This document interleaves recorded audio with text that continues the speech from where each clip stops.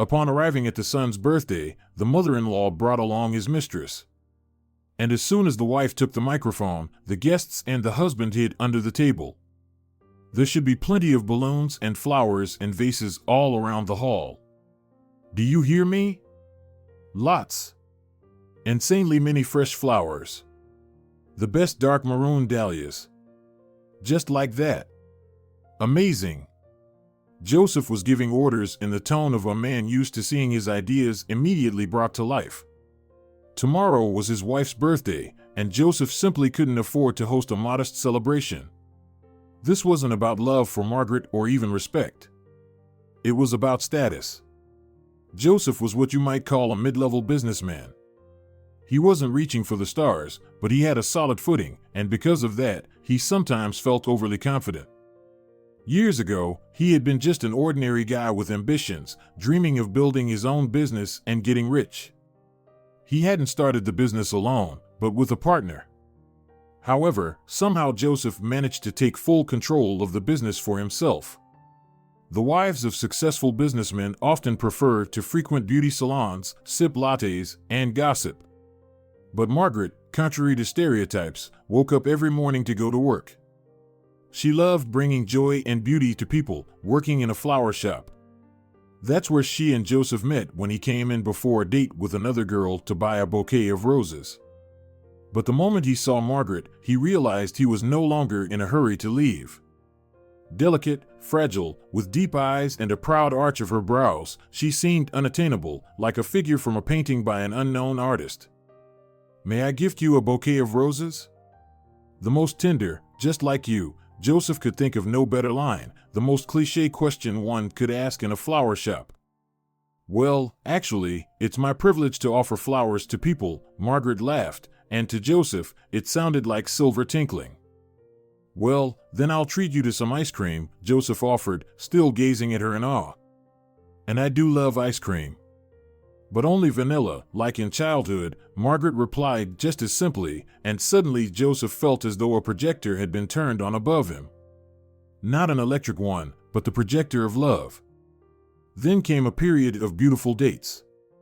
To win the heart of the unattainable beauty, Joseph had to come up with something new and extraordinary each time. A hot air balloon ride, a yacht trip at sea, dates in a gazebo, late-night walks through the sleepy city, and flowers, flowers, flowers. Eventually, Margaret gave in. There was a wedding, a sea of guests, vows of love and loyalty, and a honeymoon. Then came the usual family routine. Women often believe that once they get married, life will turn into a fairy tale. But for men, things are different. As the saying goes, every man is a hunter by nature, and once he's caught his prey, he loses interest. The union between Joseph and Margaret was no exception. After a few years, Joseph began to grow cold. Margaret continued to love him, but she sadly noticed that he became inattentive, often hurting her or taking out his frustration after a stressful day. Margaret tried to avoid conflicts, smoothing over situations. Deep inside, she blamed herself for not fully blossoming as a woman, for being unable to give him a child. And when, after yet another visit to the clinic, the test results came back bad, Margaret had a nervous breakdown. "I can't take it anymore. I want a baby. I want to change diapers, feed from a bottle, watch them grow and take their first steps." Margaret burst into tears before finishing her sentence. Joseph paced the room quickly, trying not to raise his voice. They had discussed this topic many times. Joseph had practically resigned himself to the fact that they wouldn't have their own children. But Margaret wanted a child and had convinced herself that they could adopt one from an orphanage. "Don't you see? That's someone else's child. You have no idea who their parents are or what kind of people they were. You could end up with a genetic mix that'll bring nothing but trouble. Normal people don't leave their kids in orphanages," Joseph argued. He had his own strong opinions about adoption, but at some point, he gave in to her pleas. However, this became a major source of conflict. Joseph never missed an opportunity to remind Margaret that she couldn't give birth to their own child, so they were forced to raise and spend money on someone else's. "You're a saint, Joseph. Any other man would have kicked out such a barren wife long ago. But here you are, raising another's child. Spending so much time and energy to provide for them, making sure they want for nothing. She doesn't appreciate you. Oh, she doesn't. Joseph's mother would lament as she dusted furniture that was already spotless.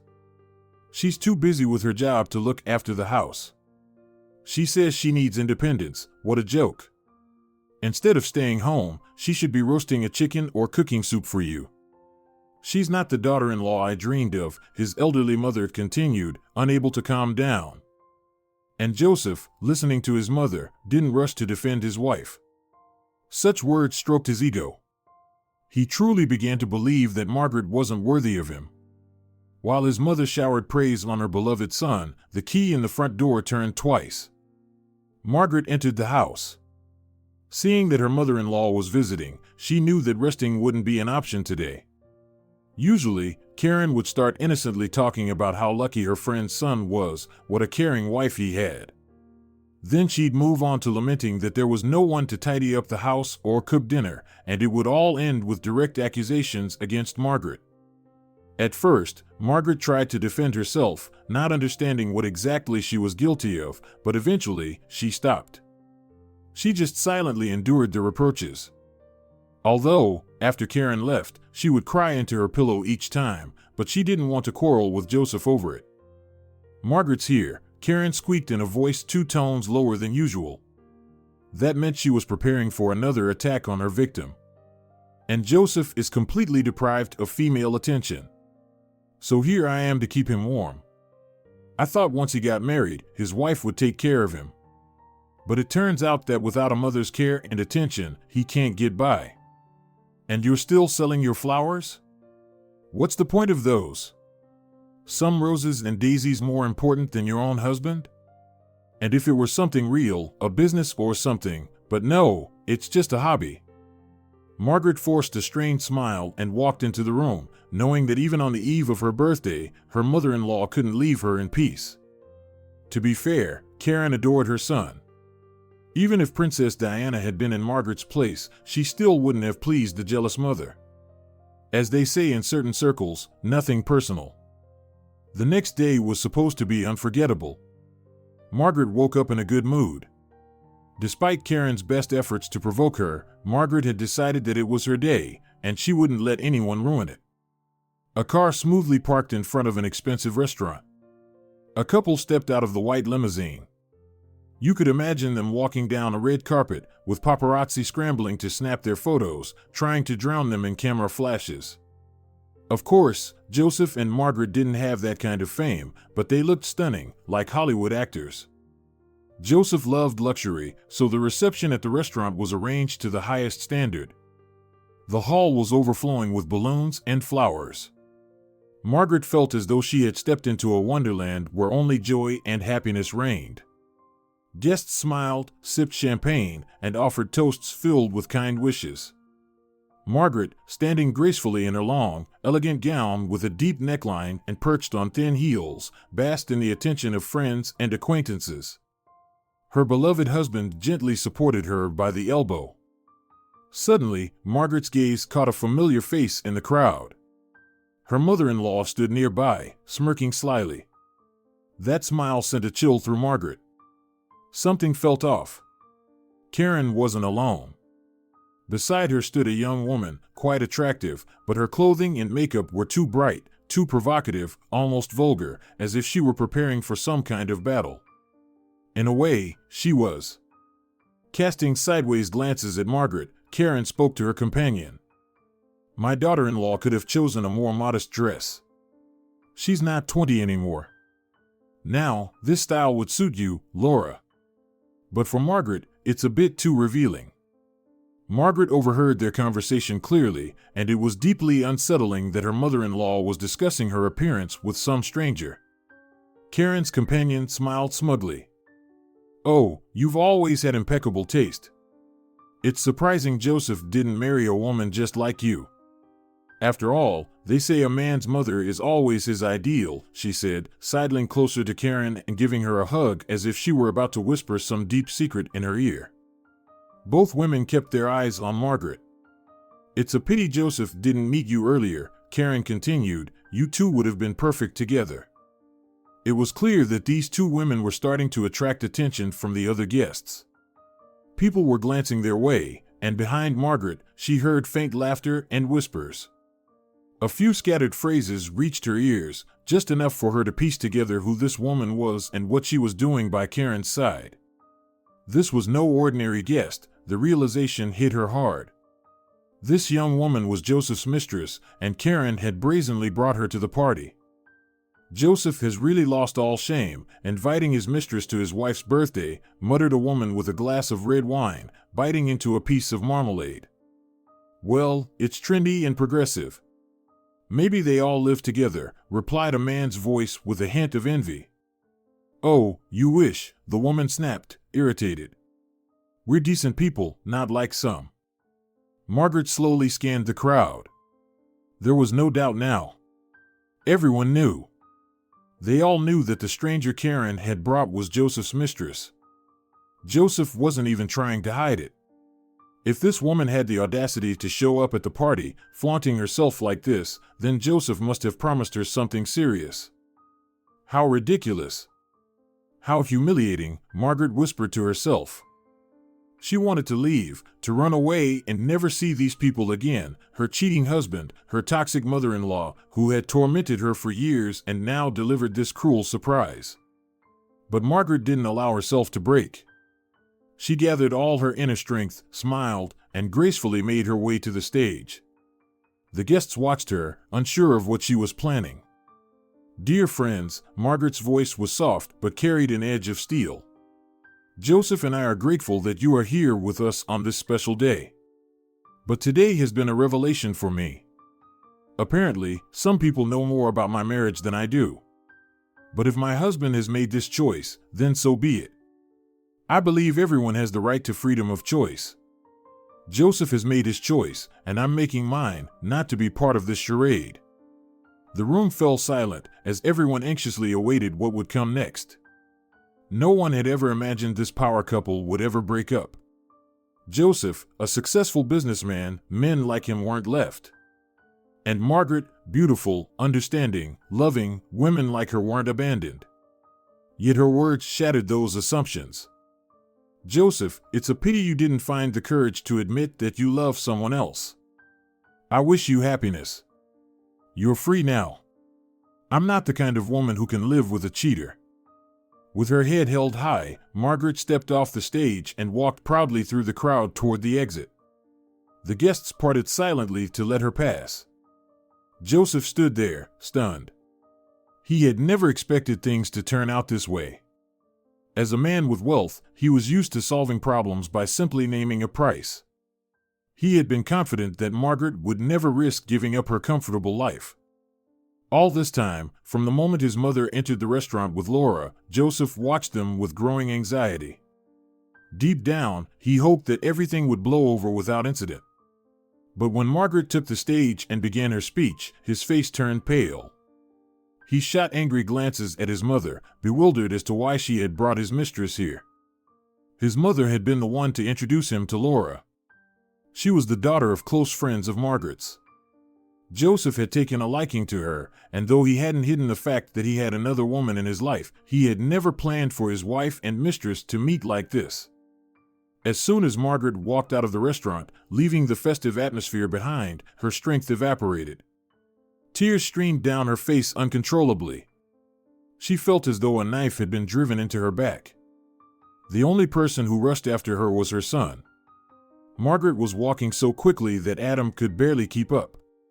He didn't fully understand what had happened, but seeing his mother crying made him fight back his own tears. "Margaret, where are you going?" Voices called out after her as she nearly fled from the guests, her husband, and the shame. Karen, stumbling on heels too high for her age, began to regret her actions. She hurried after her daughter-in-law, trying to catch up.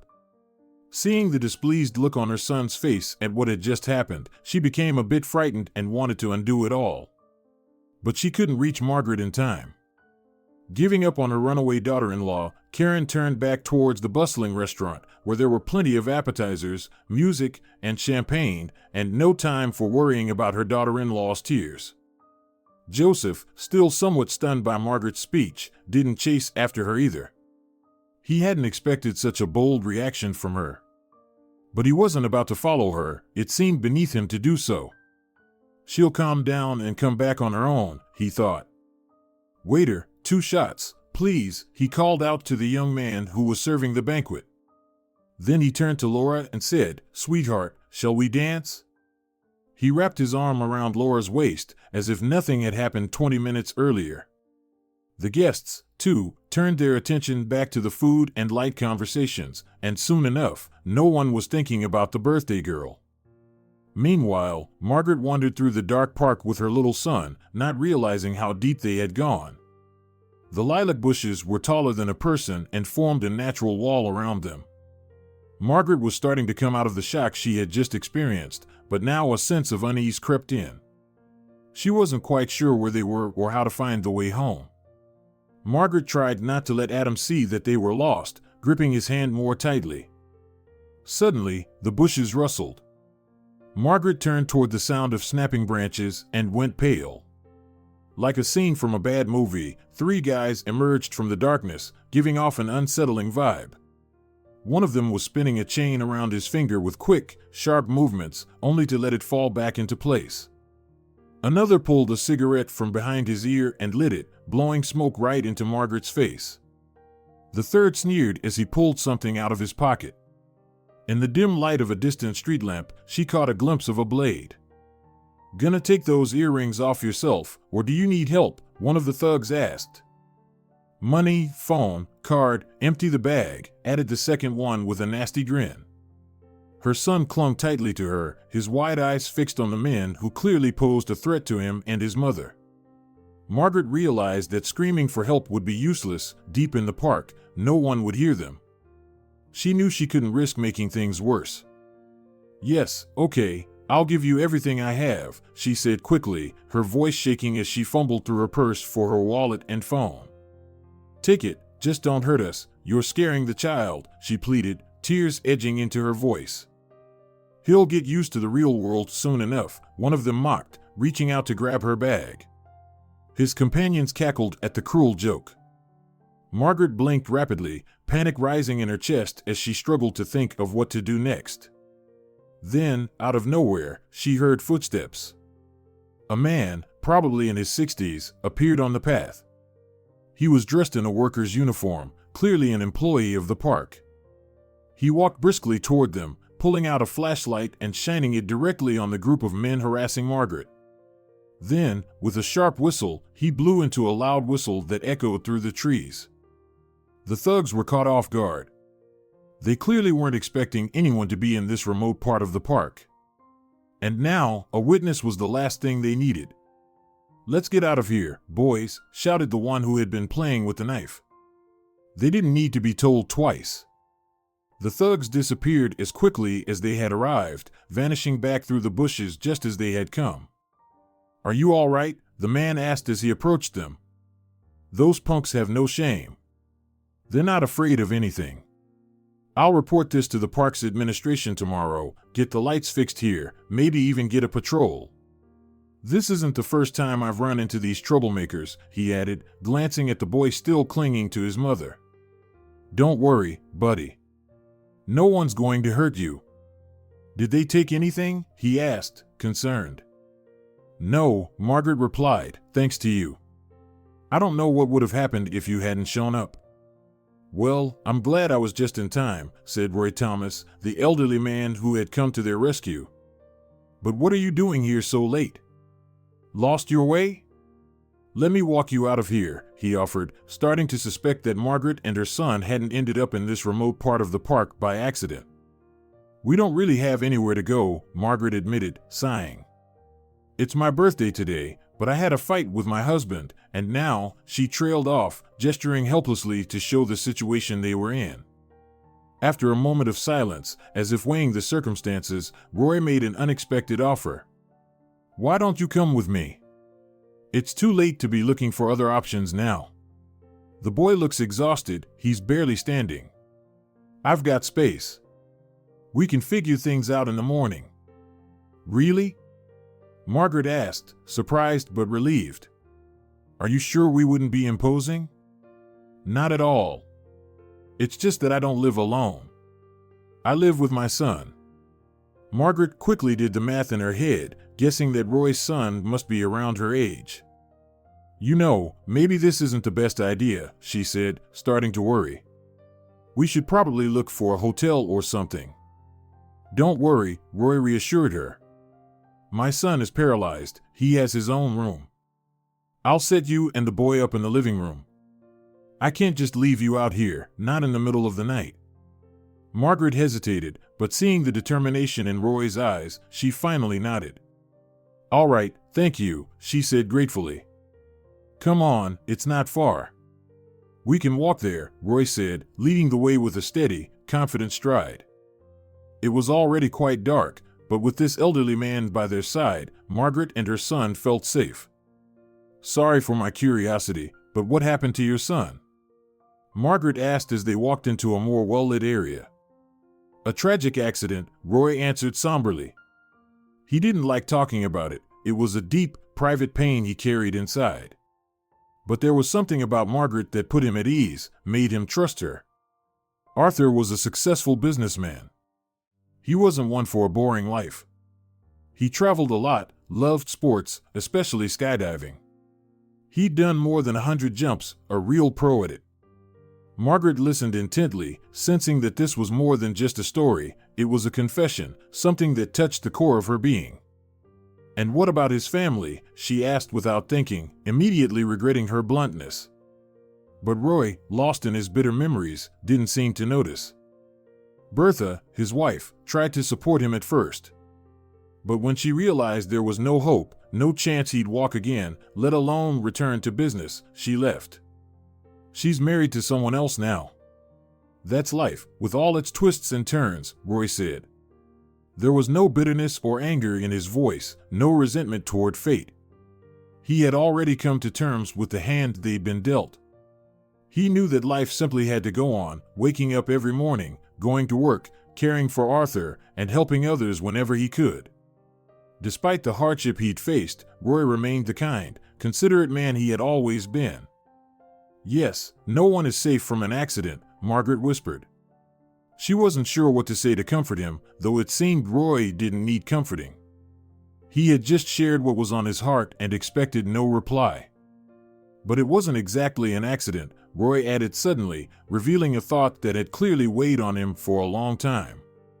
Nothing was ever proven, of course, but my son was always careful with his jumps. He checked everything multiple times. But that day, the parachute malfunctioned. It all seemed too strange. The result was a spinal injury, and the business went to his partner. Roy fell silent, lost in thought. Margaret didn't say anything either. The story she'd just heard seemed more like a mystery. As detectives often say, look for who benefits from it. But she wasn't a detective, and her own day had been filled with enough of its own shocks. She decided to ponder Roy's story later. You don't just have to spend the night at my place, Roy said, pulling himself back from his sad memories. If you've got nowhere else to go, stay with us for a while. We've got plenty of space. Practical as ever, he quickly moved to the matter at hand. What about you, buddy? He asked Margaret's son, who had been quietly walking by her side, holding her hand tightly. All right, the boy replied, not accustomed to complaining. Do you have any friends or relatives who could support you? You could use some help right now, Roy continued. He genuinely wanted to help this woman, but he also understood that they were strangers to each other. It was better to seek assistance from her family. Margaret sighed. We have mutual acquaintances. I don't want to reach out to them. You know why. My parents live in the provinces. She hesitated before deciding to trust Rory with her secret. My stepfather drinks. Then he gets aggressive. My mom is afraid of him, but she's also scared of being alone without him. So she lives in fear. I don't want to go back there. They have enough to deal with. Roy turned his head to look at Margaret. His gaze indicated he understood everything, but he didn't waste words on it. Well, then it's settled. You'll stay with us. Son, are you okay with that? Margaret asked, gently stroking Adam's head. He nodded in response and stepped more cheerfully alongside the adults. Roy's house was small but cozy, and Margaret immediately felt at home. When they arrived, Arthur was already asleep, so Roy didn't disturb him. Come in, come in. I'll make some tea and find something to eat. After that, you can go to bed. It's easier to face problems in the morning, the host offered. Margaret didn't object. It was nice to feel that this somewhat unfamiliar person cared for them. But before she fell asleep, she found her husband's number in her phone and added him to her blacklist. From that moment on, she didn't want to know anything about Joseph.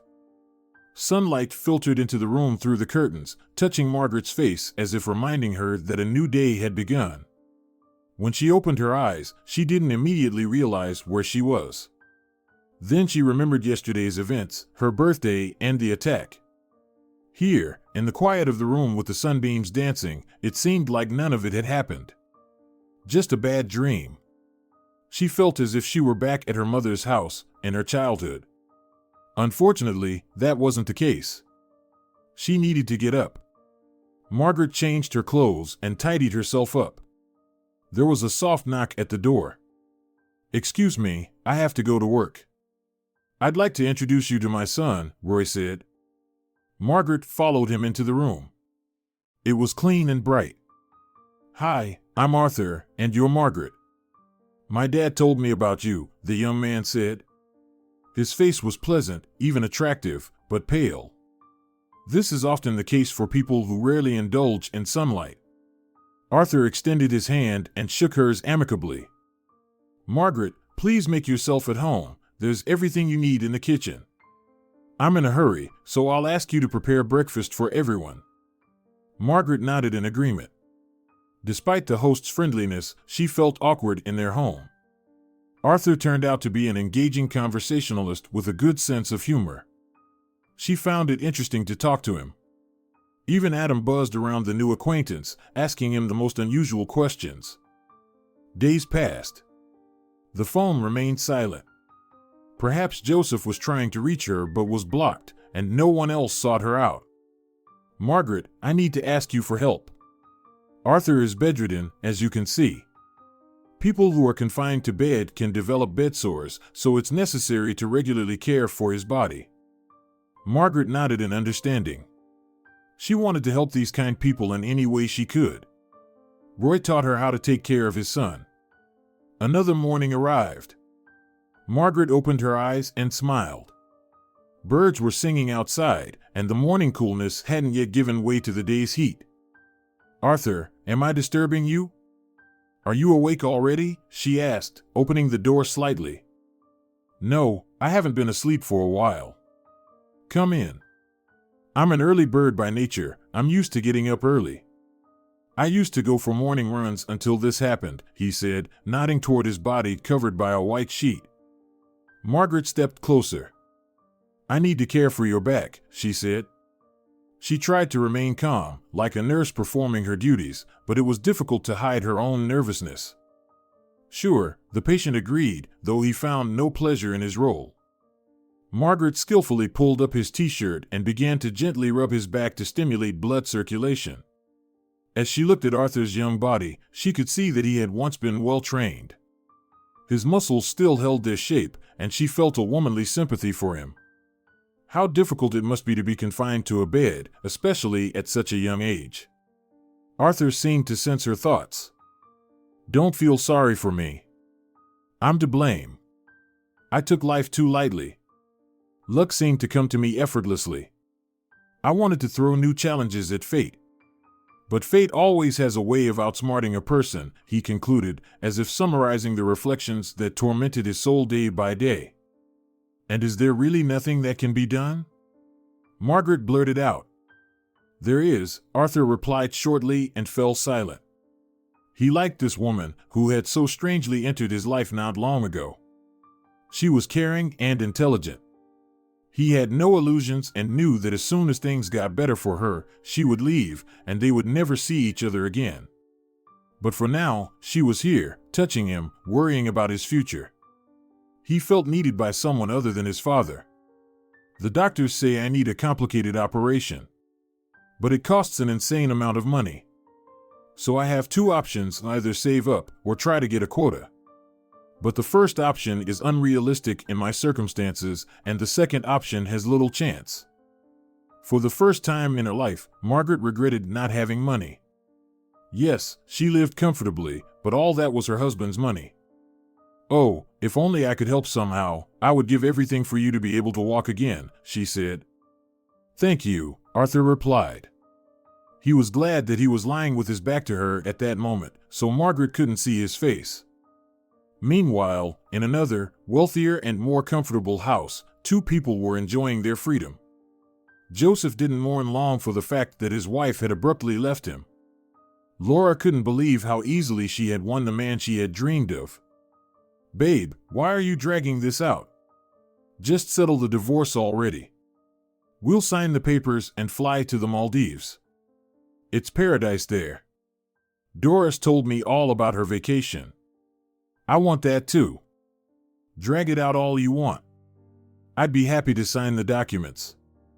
It's just that Margaret has disappeared. She doesn't call me, and she doesn't answer my calls," Joseph replied with frustration. He wasn't used to being treated this way and was therefore angry with his wife. Karen, as usual, arrived at the house unannounced. Despite the change in host, Joseph's mother had no intention of altering her habits. She believed everything should be under control and that no one could do it better than her. Again, her authoritative voice echoed through the house. "Hello, Laura." "Joseph, I need to talk to you," she addressed her son. Joseph and his mother stepped into the living room. Karen pulled a thin cigarette from the pack and lit it. "Son, what's going on with the divorce? You seem to be acting rather frivolously," she threw an annoyed glance at Joseph. "Don't forget that while you're still married to Margaret, she has a claim to your assets. You need to finalize everything as soon as possible. Right now, she's probably still in shock about your new relationship. But I think she'll come to her senses soon enough and demand half of what we have. Do you want to give her half? Or what are you waiting for?" Mother extinguished her cigarette with a sharp motion, barely finishing it. Joseph remained silent. He indeed had overlooked this aspect. He certainly had no intention of sharing anything with his wife.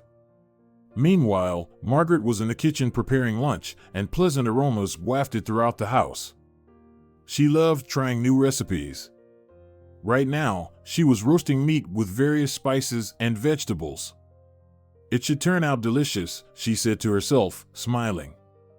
The bitterness from her separation with her husband was starting to fade, replaced by her concerns for and interactions with Arthur. She clearly liked this man. After yesterday's conversation, she suddenly realized that she had a right to a share of the property that would be settled in the divorce. If she hadn't humiliated herself over financial issues before, that money could now help Arthur get his operation. The desire to save him gave her determination. Margaret was preparing to fight for her rights in court. When lunch was ready, Margaret set the tray and, as usual, went to Arthur's room. "I'm not hungry," he replied tersely to Margaret's offer of food. He was usually friendly and didn't complain about his appetite, but today Margaret saw him in a bad mood for the first time. Not knowing how to react in such a situation, she hesitated. "Maybe some tea with pastries, then?" "There are still some left from yesterday," she suggested, worried that the young man would remain hungry. "No, I don't want anything. Just go away." "I want to be alone," Arthur replied harshly, turning his face toward the window. Confused, Margaret left, not understanding what was happening or what her fault was. Arthur hadn't left his room in a long time and hadn't interacted with any of his former acquaintances, but he still kept up with business news. Today, he learned something that made him uneasy. Joseph, Margaret's husband, was the very same treacherous partner who had taken part of his business. Accordingly, Margaret was also complicit in this story. It wasn't for nothing that they say a husband and wife are one devil.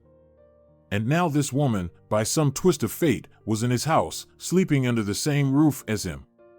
Or maybe it wasn't a coincidence at all. Perhaps there was some cunning plan at play? These thoughts tormented Arthur. What hurt even more was that he had grown accustomed to Margaret and had begun to trust her. Worrying that her new acquaintance had missed lunch, Margaret decided to check on him again in a couple of hours. She hoped his bad mood would have changed and that Arthur would be like he was before. She knocked softly on the door and entered the room. But his mood had worsened even further.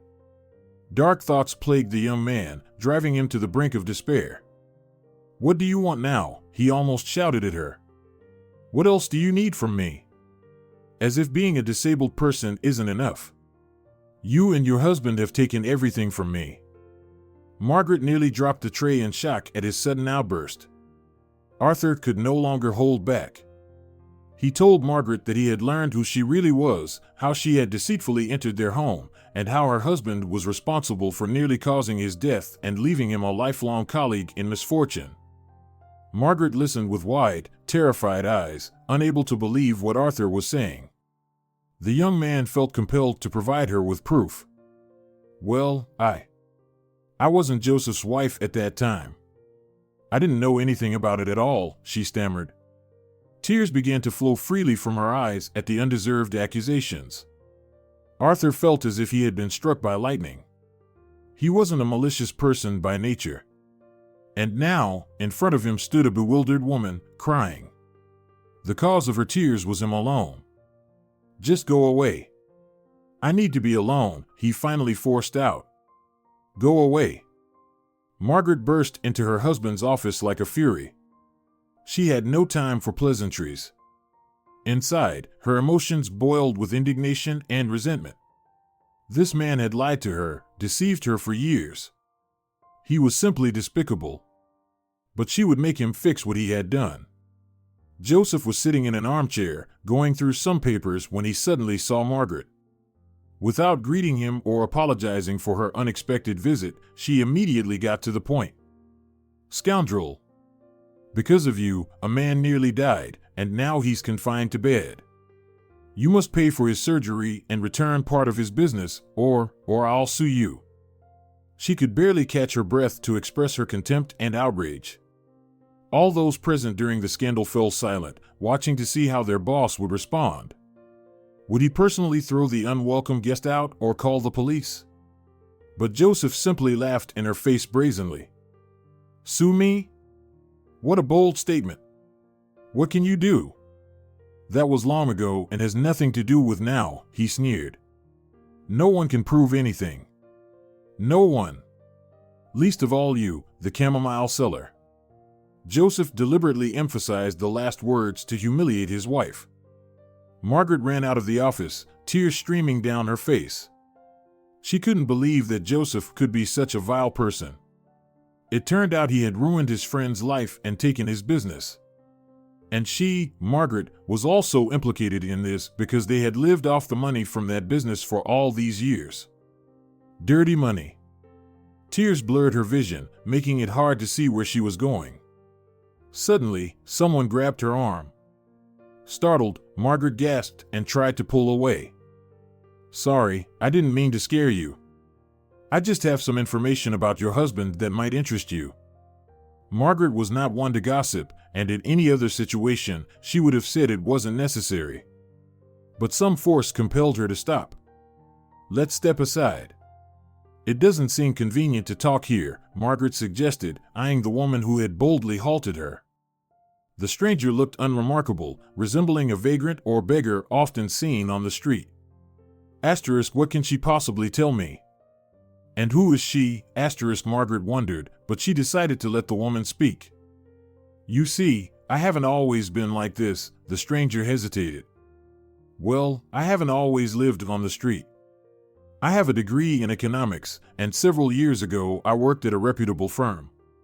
Then something unfortunate happened with one of the executives. He became disabled. All management rights passed to his partner, who began eliminating old employees to remove any witnesses.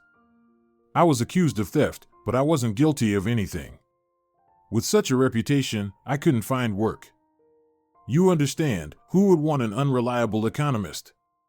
So now, I have to survive. I'm very sorry, Margaret said. But what does this have to do with my husband? She asked, even though a sticky doubt had already begun to creep into her heart. Your husband is the one who slandered me, took away my job, and ruined my life, the vagrant said bitterly, as if revealing all her cards. But he doesn't know I have evidence against him. The woman glanced around anxiously, as if someone might overhear their conversation. Why didn't you go to the police? Margaret asked skeptically. Your husband is a wealthy man, and money solves many problems. He would buy those documents and come out unscathed, the stranger added in a sad voice. Fearing that Margaret might leave, she continued, I think you're a decent person. You have more opportunities. I'll give you these documents if you promise to restore justice. I have no one else to turn to.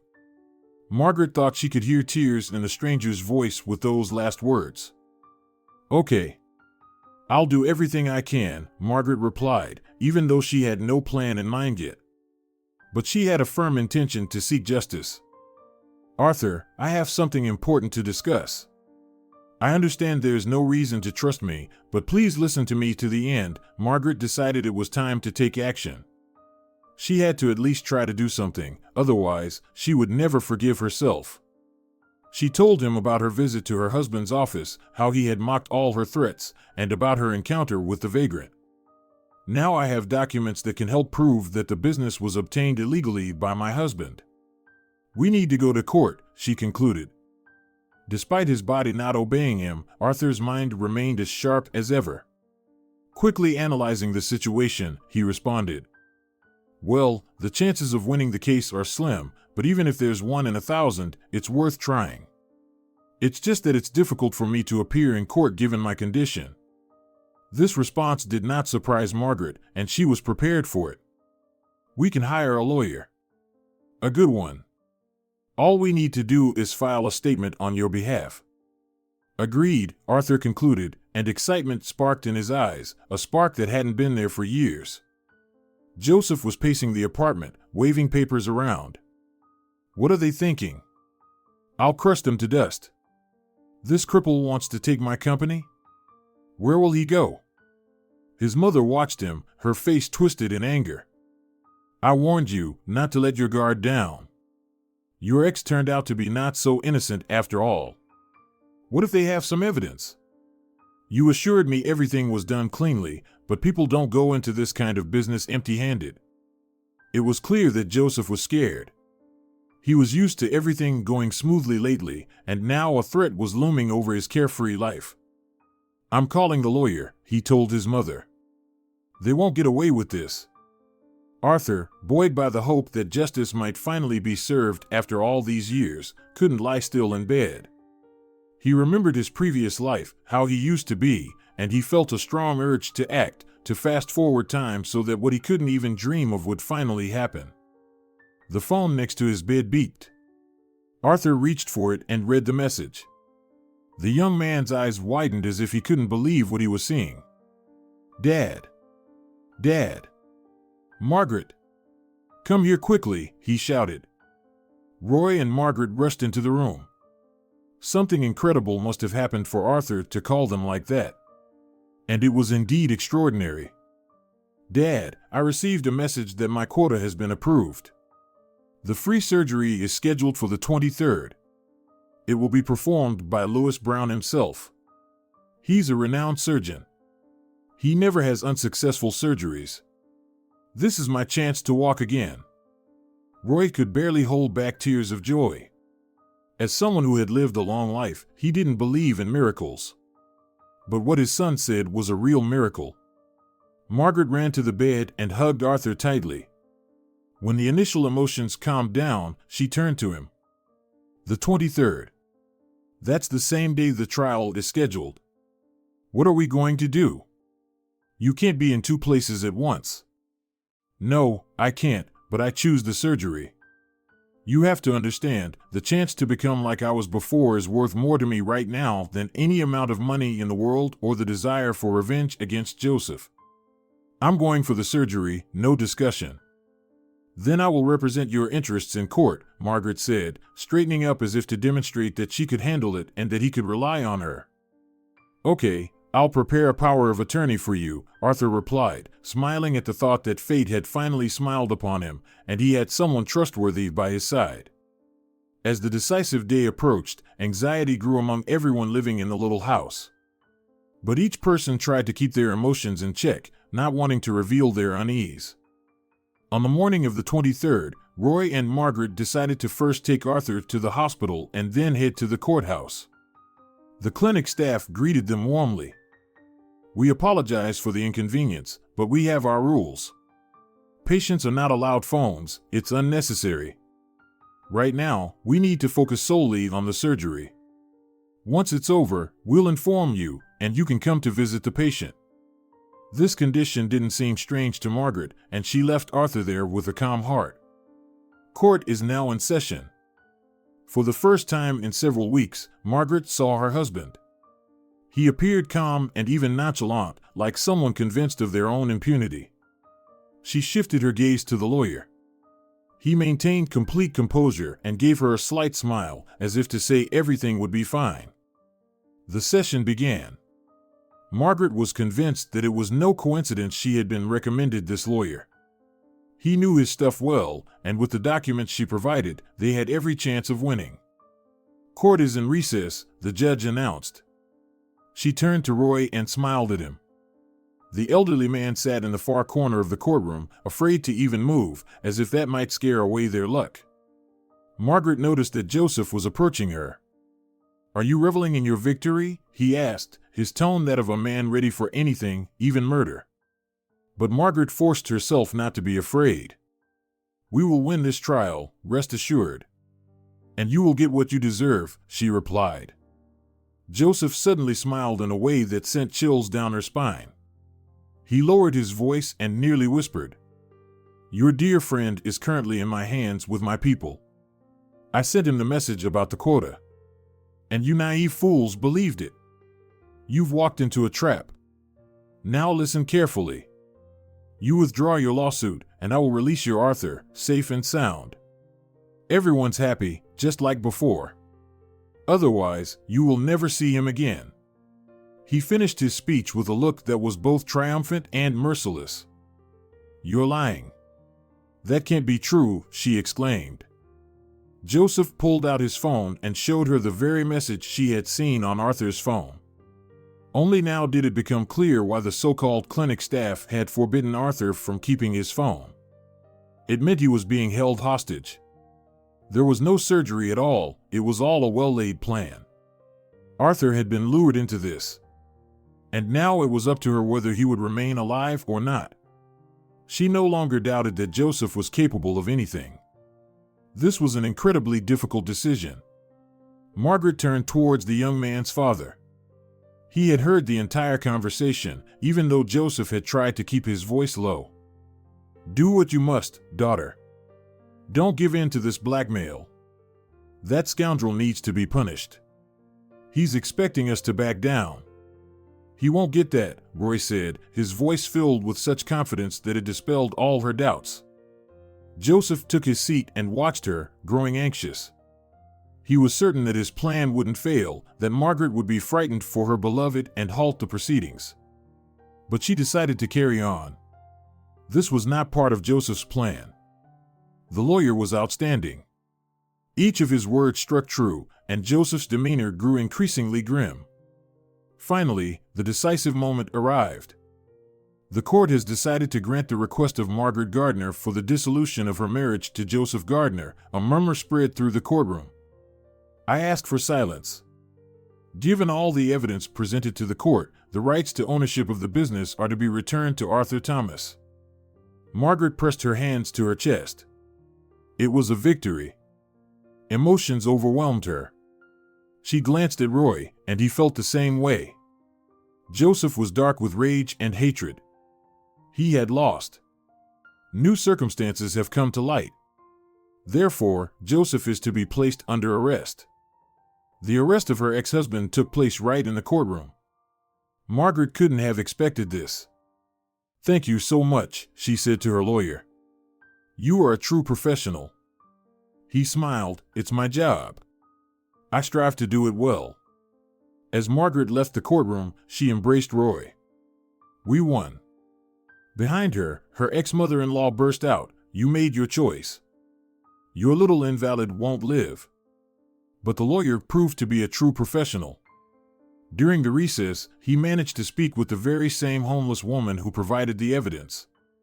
The woman had followed Joseph and his mother and found out where they had taken Arthur. While a court trial was underway at one end of the city, a SWAT team was working at the other. Arthur, held hostage, was safely rescued, and all the culprits were sent to the police. Contrary to Joseph's expectations, not everything in this world was corrupt, and everyone involved in this operation would have to answer to the full extent of the law. Margaret prepared a celebratory dinner. In their small home, there was a real feast. Arthur was laughing, Roy was beaming with joy, and Margaret twirled around the room with little Adam. "I want to share some important news. I now have the money to pay for my surgery myself. I've already chosen a reliable clinic and arranged the dates. I don't want to delay. I've already lost too much time." Margaret clapped her hands in approval of his decision. "And I want to make a formal proposal. Margaret, will you marry me? I can't imagine my life without you and Adam. I love you both so much. Be my wife." Everyone looked at Margaret, waiting for her to respond. "I agree," she said, leaning down to kiss her future husband. The operation was successful, and they celebrated the wedding in a small circle, surrounded by their closest friends and family. It seemed that fate had decided to make up for all its past mistakes and reward Margaret and Arthur. "I'm so happy," Margaret said, looking at her husband, whose shining eyes reflected that he felt the same way. "And I have a surprise for you," Arthur said, smiling mysteriously. "I'm ready to give you flowers every day without ever getting tired of it. I know how much you love them. But instead, I'll give you a flower shop so you can be its owner and spread flowers and joy to others." And it was the best gift Margaret could have ever dreamed of, one she hadn't even dared to hope for. A few weeks passed. She carefully trimmed the ends of the crimson roses, creating an incredibly beautiful arrangement. The door of her shop opened, and a woman with a tear-streaked face appeared on the threshold.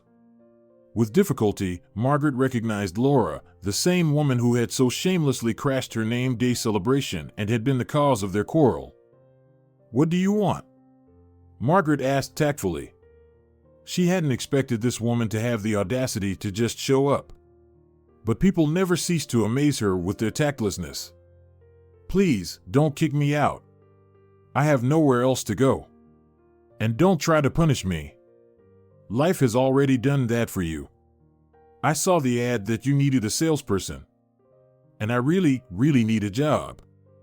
Margaret looked at Laura, no longer stern but filled with pity. She appeared unhappy and broken. How much must she have endured to change so dramatically? "I found out I'm pregnant. I'm having twins by Joseph," Laura continued, tears streaming down her cheeks again. "And Joseph, as you know, is in prison. I still have nothing to live on. And what will happen to my babies when they are born? Please, give me a job. I need it desperately. You won't regret it." Margaret hadn't expected such a turn of events. Perhaps another woman in her position would have reveled in the chance to take revenge on her rival. But not her. "Come in. I haven't held a grudge against you for a long time. In fact, I could even say I'm grateful to you." Laura stopped crying and looked up at Margaret in surprise, unable to believe what she was hearing. "If it weren't for you, I would never have met the man with whom I am truly happy. Consider yourself hired, with all social benefits included. You can take sick leave and go on maternity leave. Everything will be compensated. Who knows, maybe we'll even become friends. Now we have common interests, flowers, and children." Margaret smiled. Her heart felt light and joyful. She was not the kind of person who could silently watch another's misfortune. Fate, as if deciding to test her once again, had sent this encounter with Laura. And Margaret passed the test with dignity. If you enjoyed the story, please support it with a like and a comment. All the best to you.